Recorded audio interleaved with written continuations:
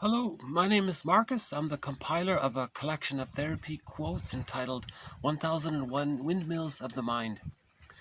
This is TQ 1265 to 1270, part 2 of 2. So I actually accidentally hit the stop button in the middle of part 1, so I'm just creating this part 2 one. And we were just in the middle of talking about this song here, about transference love. She was saying that she was looking for the fusion with her partner, that feeling of oneness. And it recreates, apparently, the theory is that original symbiosis that the child had, the baby had with the mother, that fusion.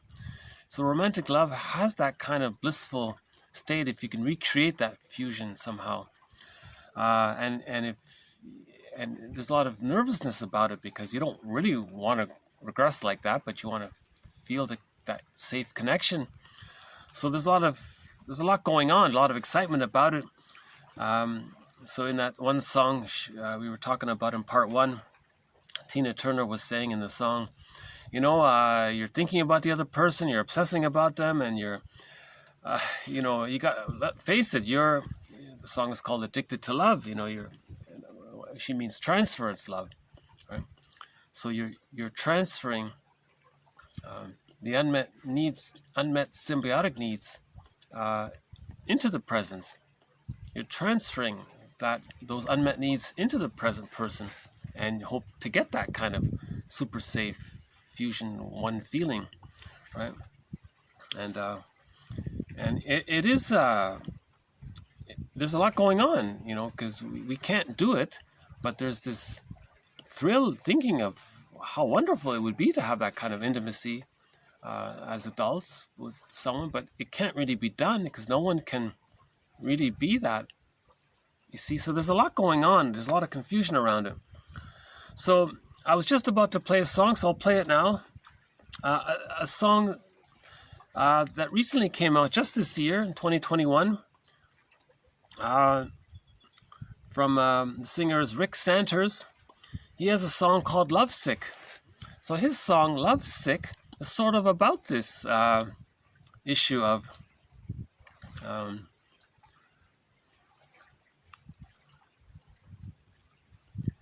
this great yearning to have that kind of closeness, but there's fears around it and it can't be done, but we want it and we're afraid of it, and so there's a lot going on with this, so it can make us lovesick. That's what he's saying. So in the lyrics here, part of it, he says here, his metaphor is, so he uses a metaphor to describe lovesick, right? So in his metaphor here, he says here, another lonely castaway on a ship that didn't want to be put out to sea. He's saying, you know, he's already given up this delusion of this kind of blissful romantic love, but now he feels like another lonely castaway. He says he can't see the stars. I'm at the mercy of an unknown destiny. The waves are getting higher. Oh my God, he's losing himself there. I can't live with you. I can't live without you. See, that's sort of that resembles the insecure attachment style with the baby. The baby can't live with the frightening mother, but the baby can't live without a mother. The baby can't live without a mother, but so he's in a double bind. I can't live without you. I can't live with you. I can't live without. That's the repetition compulsion of the emotionality of. There's the transference of emotions from that. Now the childhood had these emotions. I can't live with this mother, but I can't live without her. But it's repressed. It's buried. Now in the adult, it's replayed in the romantic love scenario, right? And it's okay. He says here he's lovesick. I want you to be mine. Throw me a lifeline. Looking into the eye of the storm, I could have sworn I felt the undertow. So he's very engulfing feelings there, right? I'm trying to stay afloat, but my oars are broken. I can hardly row. My boat is rocking back and forth, and it's getting worse. I'm looking for a great escape to escape this blessed curse.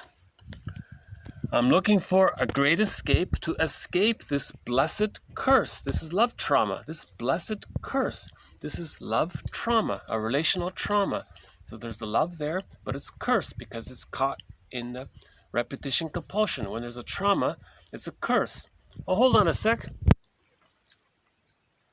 I got the seal there, making an appearance, saying hello.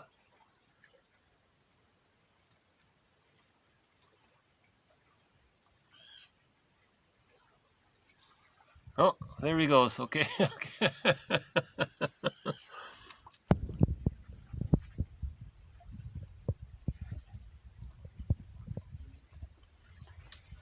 I really have nature deficit disorder. I'm so happy to get in touch with some nature, you know. So I thought the lyrics to this, you know, when I first, yeah, I'm a fan of Rick Sanders. He sings solo now as Rick Sanders, but back in the 80s and 90s, it was called the Rick Sanders Band. No, sorry, it was just called Sanders. So in the 80s, there was a band called Sanders, and we've played a few songs of his. One called Mistreated Heart, Dreaming. We played Dreaming. He had a song about the Don Juan, so we played that, the live version of his song about the Don Juan character. So we've already played about 3 of his songs already. So this is he has a solo album out under the name Rick Sanders. Now this is his latest single. We're hoping he'll come up with more singles. When I first heard it, I thought, oh, okay, it's not terrible, but it's not really. But then I looked at the lyrics. I thought, no, this is not bad. This is a good song after all. So if you factor in the lyrics as a metaphor of what does it feel like? How do you describe the feeling of being lovesick? This blessed curse, needing love, but the memory of love being so painful. It's a blessed curse. The baby needs love. He didn't get it. It was pain. It's a blessed curse. Now, why is it a curse? Why does it feel like that? Because the child, Fairbairn has an axiom. He says life force is object seeking. The baby's life force is to connect. Now, he has to connect, but what if the connection is painful? So it gets mixed up. It's like a curse.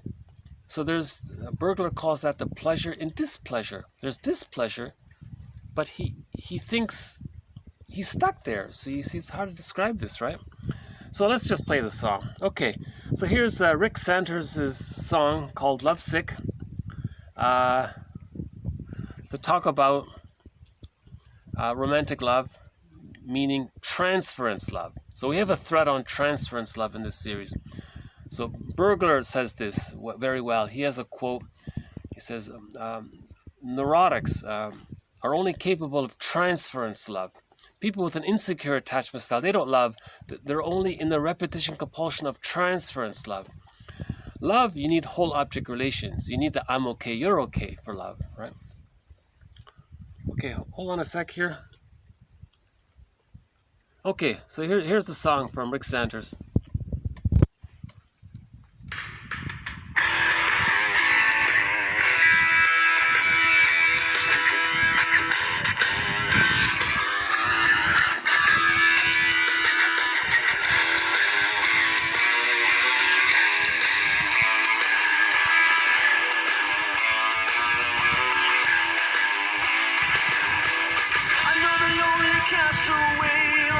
That didn't want to be put out to sea.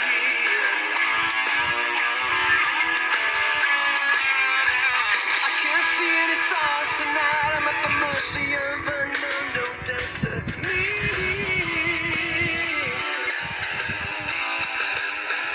The winds are getting higher now, and I'm losing silent. I can't stop the fire that burns your name into the sand.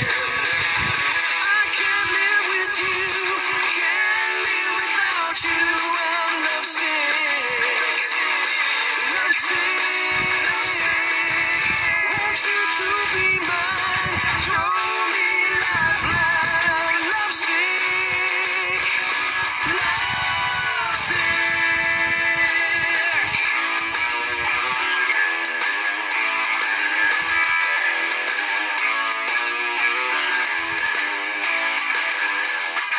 Looking into the eye of the storm, I could have sworn I felt the undertow.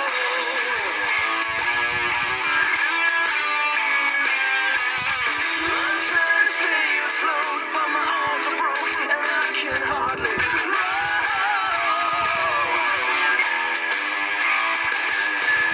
My boat is rocking back and forth and it's only getting worse.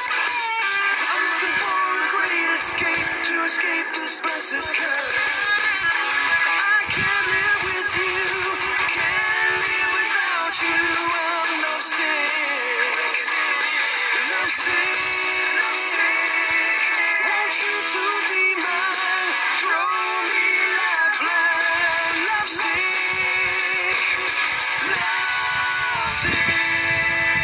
My aching head keeps spinning, round and round and round. I need to get off this ship and hit dry land before it takes me down.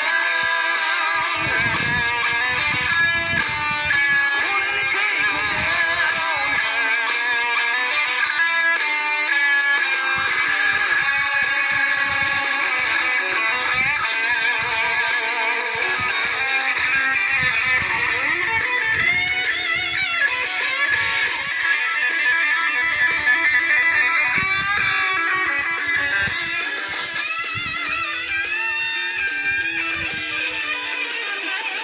Winds are blowing stronger now and I'm trying to keep my head. I gotta get back on course or I'm gonna wake up dead. I can't live with you, can't live without you. I'm lovesick, lovesick, lovesick. Want you to be mine, throw me a lifeline. I'm lovesick, lovesick. I can't live with you, can't live without you. Want you to be mine, throw me a lifeline. I can't live with you, can't live without you. I'm lovesick, lovesick, lovesick.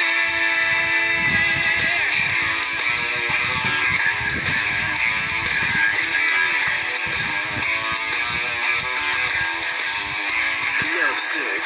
Okay, okay. So that's Rick Sanders' latest single. His solo album is called Revitalize. Very good album. There's some good songs on there. The third track is a good one called The Dream. Very good song. He's got a song called Ashes and a couple of other good songs. Yeah, so there's the dopamine. It's exciting. You think you're gonna finally get the love you've always needed and wanted, and if maybe you get a glimpse of it and you feel all right, and then it's not there, and then you feel stressed, and it might be there, and you're trying again, and what's going on here? So it is quite a challenge. This how to heal not getting our symbiotic needs met. How do we mourn that? Right? Can't, see that's one quote is about the narcissistic pattern is that sometimes they want to find a mate that looks just like them. It's an attempt to get the symbiotic needs met kind of thing. Yeah, it's a big question mark, so I'll follow up. That's a thread in this series, so we'll follow up on it. Okay, so do a couple more quotes here. Another thread in this series is the one on transference. Okay, so if there's a trauma in childhood, those painful thoughts and feelings and memories are still there.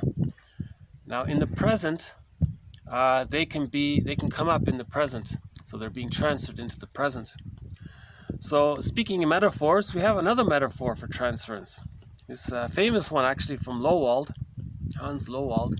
He describes transference. So keep in mind this is just a metaphor, an analogy, not to be taken too literally. Okay, transference.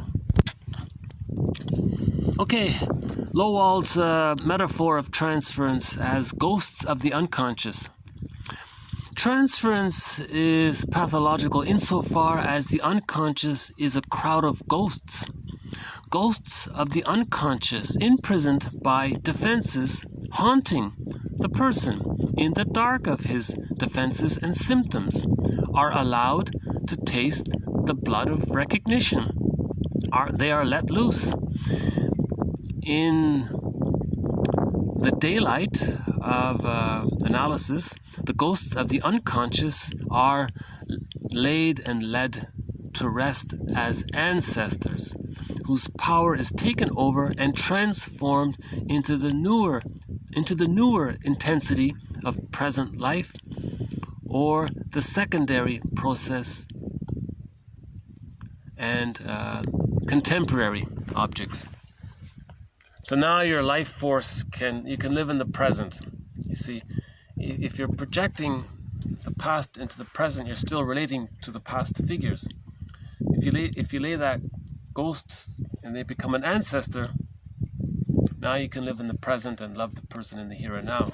You see, so the metaphor is he calls it the blood of recognition.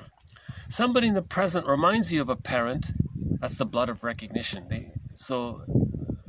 Family blood, right? So someone reminds you of a parent, and then you're going to have that transference there, something like that. That's this idea here. Okay, next one here. In short, as a matter of basic principle, neurosis is inevitably a family neurosis.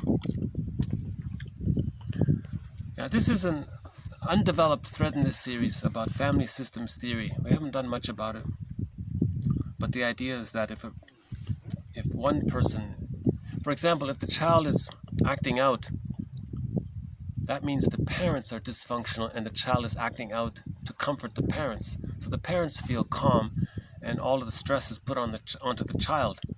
So you heal the parents, then the child calms down. So it's a family systems theory. Speaking of family systems here, next one here, 1270. Okay, Maynard Solomon's scholarly study points to Beethoven's, quote, family romance. His fantasies of being of royal birth. Beethoven had persuaded himself that he was the offspring of his mother's extramarital affair with one of the kings of Prussia, seemingly unconcerned that he was thereby impugning her marital fidelity. So apparently some children in unhappy homes. So apparently Beethoven had an unhappy childhood.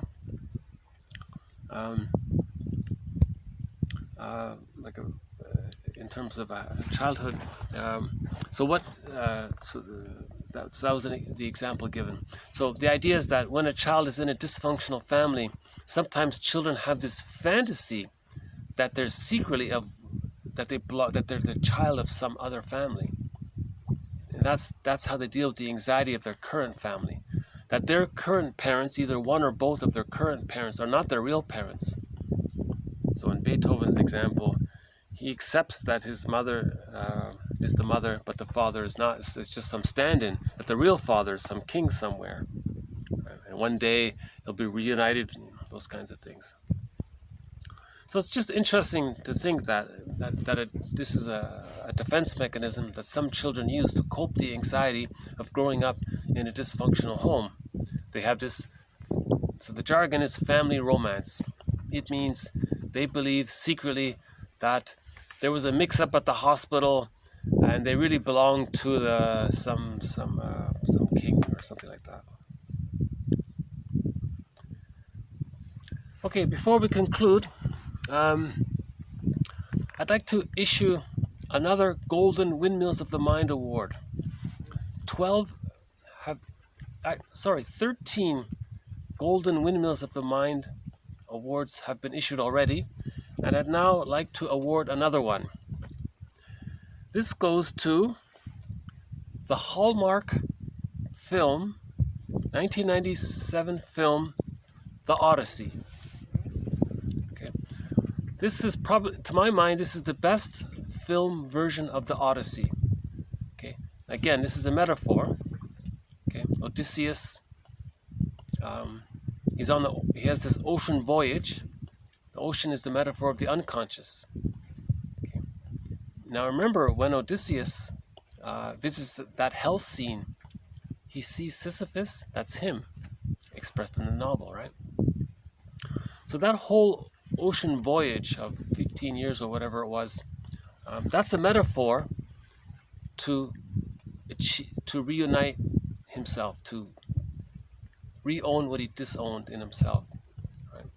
To the journey from head to heart, let's say, you know. So there was a huge gap between his idealized self and his devalued, unloved self.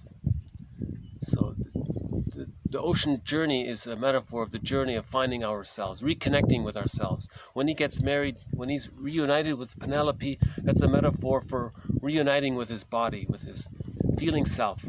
So Penelope is the metaphor, is the fantasized personification of his feeling self.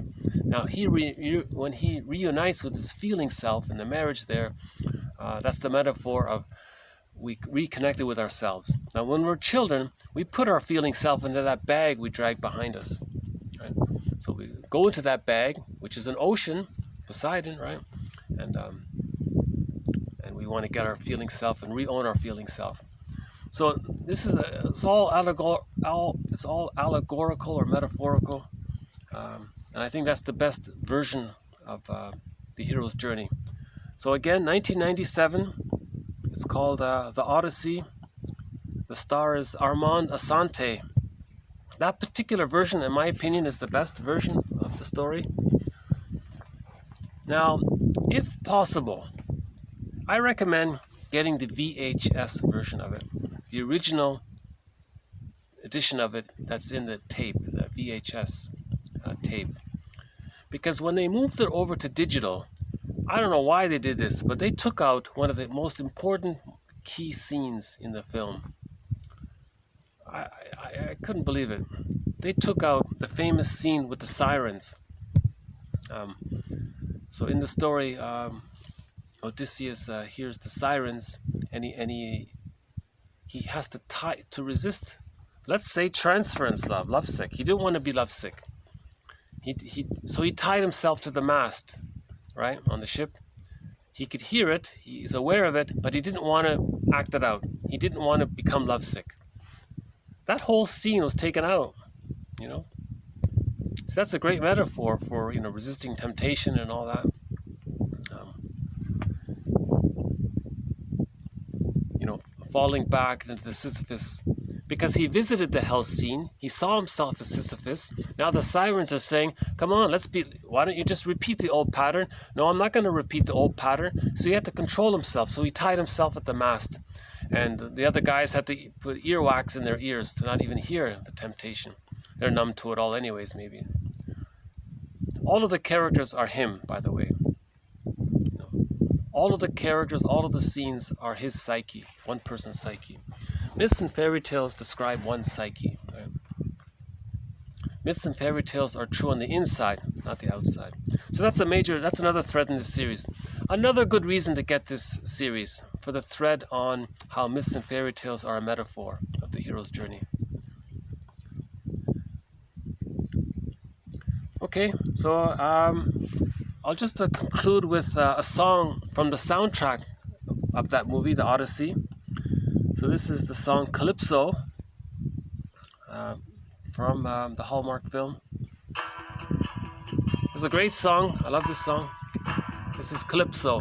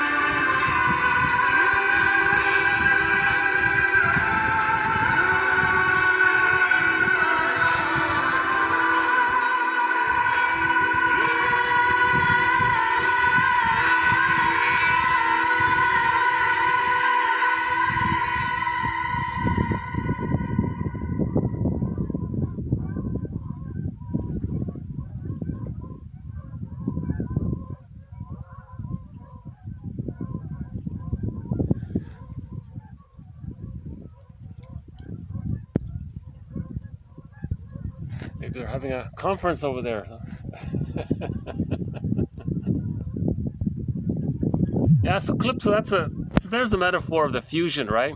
Remember Odysseus, he kind of lost himself there on that island with the beautiful woman. So that's the fusion. He regressed to the symbiosis. And Calypso said, you know, you can stay here and, was it Circe? Am I getting them mixed up? Calypso or Circe? One of those beautiful women. Anyways, there's a scene in the movie, one of these beautiful women, they say, as a metaphor of the fusion with the mother, they say, just stay. You don't have to find yourself. So that's the part of you, okay, saying, this hero's journey, this psychological birth, oh, just forget it. Just don't bother, you know, the trauma's too much. Just stay numb or just watch TV, you know, right? So there's a part of us that maybe says, don't go on the hero's journey. Don't find a psychological birth. Don't forgive your parents. Just stay loyal to the frightening mother. Just stay frightened there. Hold on a sec. Is that this?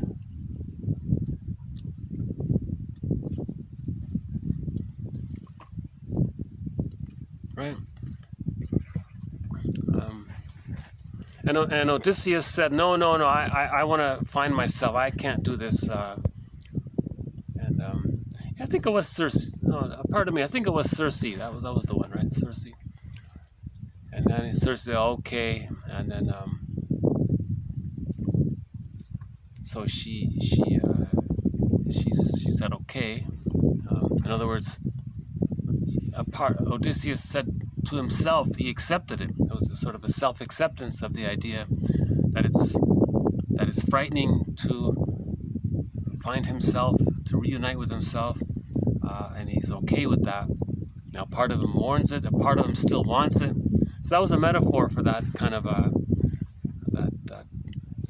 that feeling sometimes that we have, I have.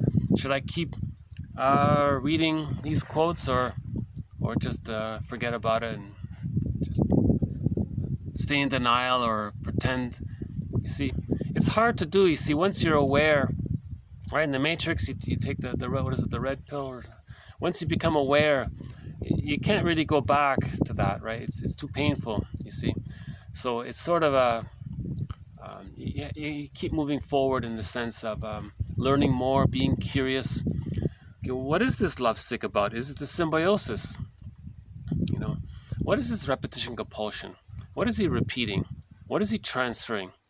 Did the mother have arrested development? Is there intergenerational trauma that way? How do we forgive the mother? So we learn about that. Right? Are these infantile, immature defense mechanisms still being used? Is splitting still being used? Because splitting precludes mourning. Right? Splitting doesn't allow mourning.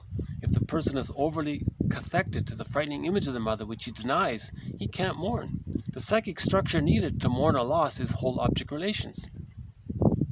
But if he's too frightened, remember, the more frightened the baby is, the more he clings to the mother. Now, the baby needs enough love from the mother to leave the mother. But if you never got enough love from the mother to leave the mother, he's still waiting and hoping and clinging, lovesick, transference, love, repetition, compulsion, waiting to get enough love to leave the mother. So he's stuck there. It's a curse, right? What did he say here? Blessed curse. He's still stuck there. Huh? So we've got to look into all of these questions. That's why I like 1001 Windmills of the Mind. It helps us to look into these questions. This is part of the hero's journey, these quotes. Studying them. Robert Bly says it very directly. Study psychology for 10 minutes every day. Forgive psychology for its jargon. Just forgive it. Another reason to get this series is I think I'm doing my best to help clarify some of the jargon.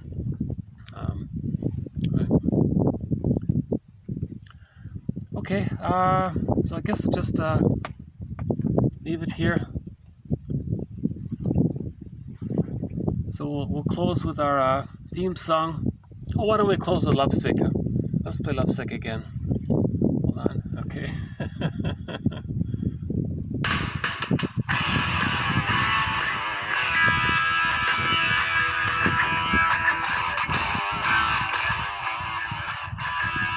Okay. So, thank you very much.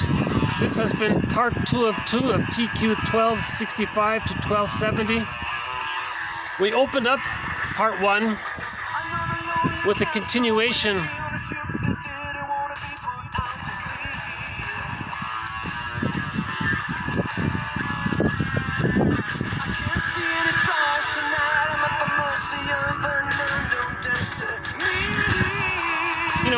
in his lyrics, he describes that feeling of lovesick. It's not bad, right? I like it more than the Tina Turner's one, but personally. Okay.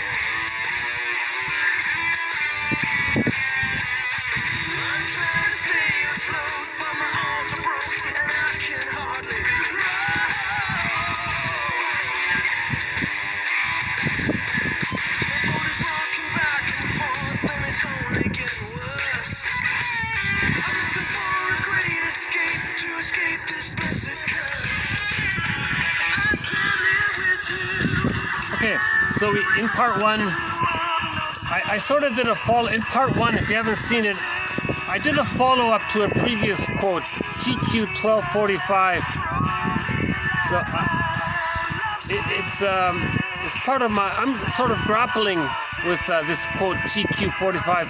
I would welcome any feedback regarding this quote. You know, about the links between the secure attachment style of long ago, the change that apparently took place with the birth of agriculture and farming, how that affected our dopamine and serotonin, how we became serotonin habituated, and then to not get the expectations, we feel stressed. Now maybe that led to the insecure attachment style. Then there's repetition compulsion, you see. Then the child, when there's an insecure attachment style, some forms of it leads to the prejudiced personality to feed an economic system that searches for more serotonin, and that's where we use religion to promote the prejudiced personality, okay, to promote the fantasies of being united with the, right?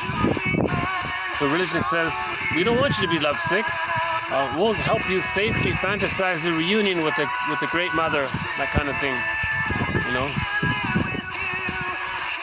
So that was, then we moved on to TQ 1265, a discussion about symbiosis. I think we covered some ground about symbiosis. The key phrase here is extrauterine gestation, meaning the baby comes out of the physical womb, he needs an extended womb. And in the extended womb, that's called the stage of symbiosis. If the child doesn't get his symbiotic needs met in this symbiotic stage, that can lead to the hostile provocative attachment style, you see? And then we closed up here with the song Lovesick and Lowell's metaphor of transference about the ghosts. And we had from the sitcom here, the signature. The man had to read this contract. Being a man, and hence not of sound mind. That's a funny line, right? Being a man, and hence not of sound mind, I must accept women as people, not otherwise, and treat them accordingly. And the woman said, "Now sign it," right?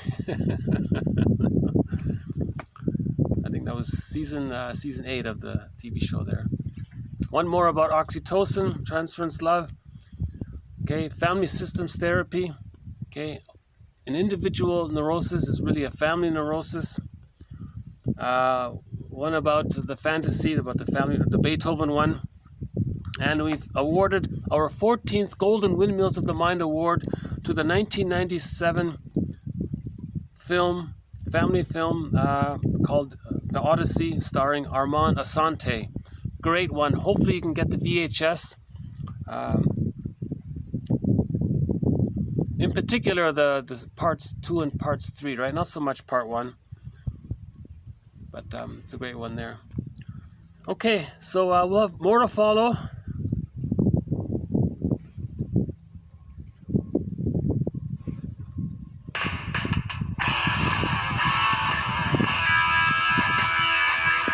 Oh, we got an airplane here. You want to see an airplane?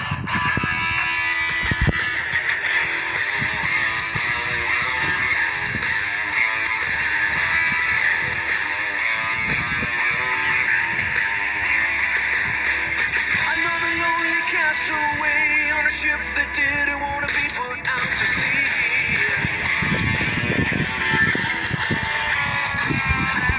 I can't see any stars tonight. I'm at the mercy of unknown destiny.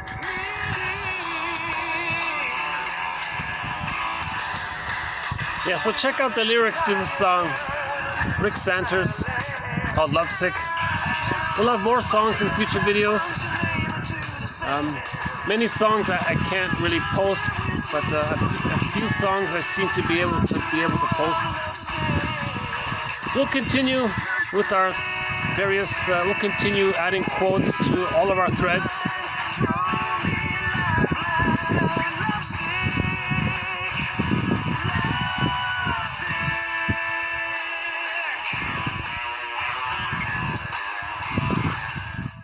Okay, so bye for now. Thanks again.